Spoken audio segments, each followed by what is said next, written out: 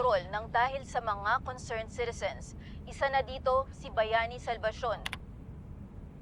Masyado lang nila pinalalaki nangyari. May mga away naman talaga sa Boys Town. Away bata lang yan, Mayor. Hindi simpleng away yan. Rumble nang nangyayari dyan. At may narinig ako na may mga gang na sa loob at sila ang nagkakabungguan. Hindi totoo yan. Isolated incident lang yan.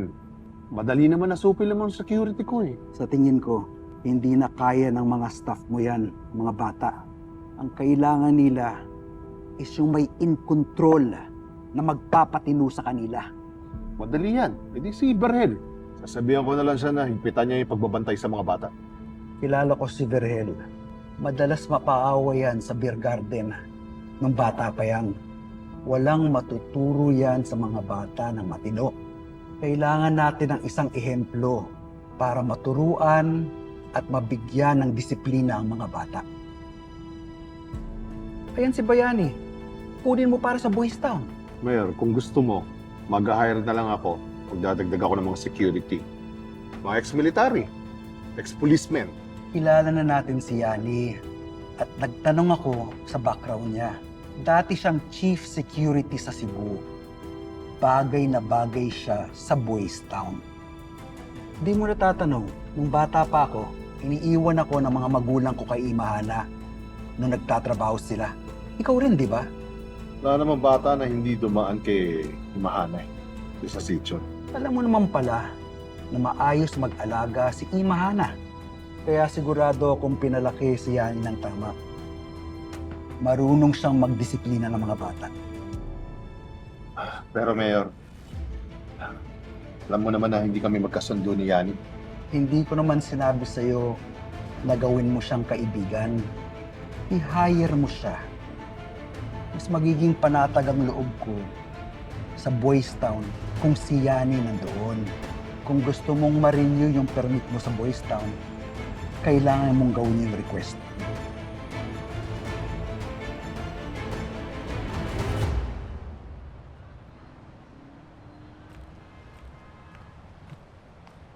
Kutsa. Wait. Nagdala ako ng mga gamit. Ito, para kay Dagul. Tapos, ito sa'yo. Tapos, dinalan ko din yung isa ng kaibigan, si Kulot? Kulot, Oo. Tapos, ito para kay Sig. Bakit bigyan mo na kayo kay Sig? Siya yung pinakamalaki sa inyo, di ba? Si Dagul eh. Hindi, si Sig yun. Malaking tsinelas, malaking damit. Palusot eh. Ganun.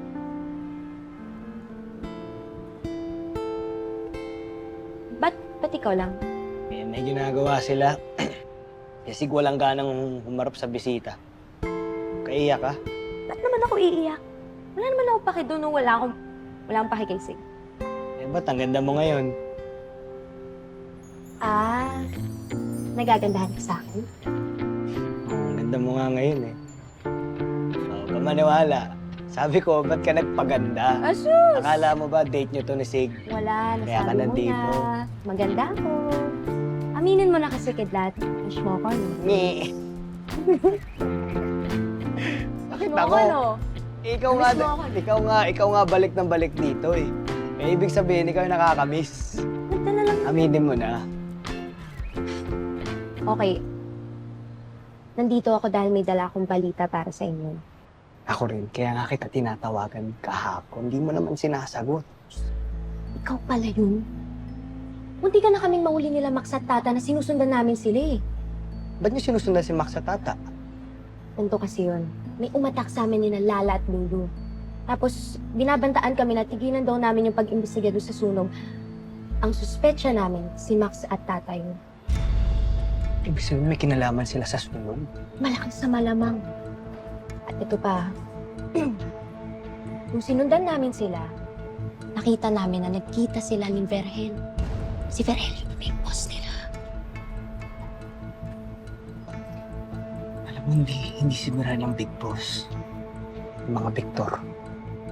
May ebidensya kami. Seryoso? Oo. Si Matos. Siya mismo nagsabi sa amin Eh, yung tatay niya daw mismo ang nagpasunog sa Riles. Oh my God! Totoo ba? Oo.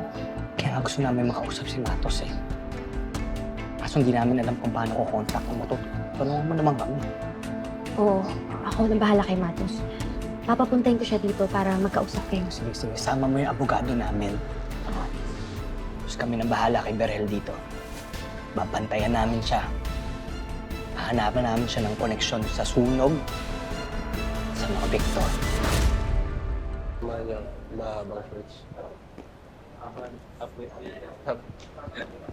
Sige, Dad. Tayo pinabiyes. Hindi ko alam.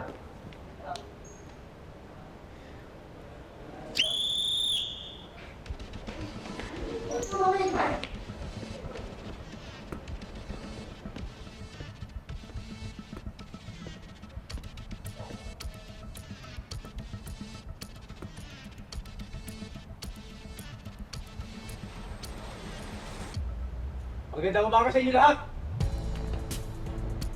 Makinig kayo mabuti! Ako si Bayani Salvacion, ang bagong physical trainer dito sa Boys Town.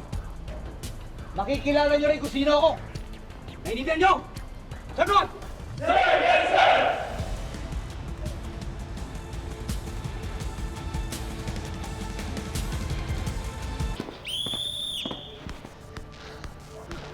Pre, kilala niyo yung trainer natin ngayon? Anak pala ni Imana yan, kaya may kakampi na tayo. Talaga ba? Baka tauhan ni Rendon yan. Bakit siya i-hire? Oo, kaya masyadong papakampante. Maya utosan rin yun, parang si Berhel eh.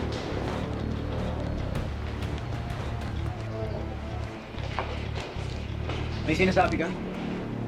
Wala, kuya. Hindi mo kuya. Makinig kayo! Hindi niyo ako kuya dito. Trainer ako. I will show respect. Understood? Yes, sir. Ang sagot niyo, yes sir, no sir lang. Naintindihan niyo? Yes sir! Yes sir! Ikaw, hindi ka sangayon? Di naman ho kami mga sundalo dito eh. Di rin ho kayo general, bakit ho sir tatawag namin? Give me 50 push-ups. 50. Now!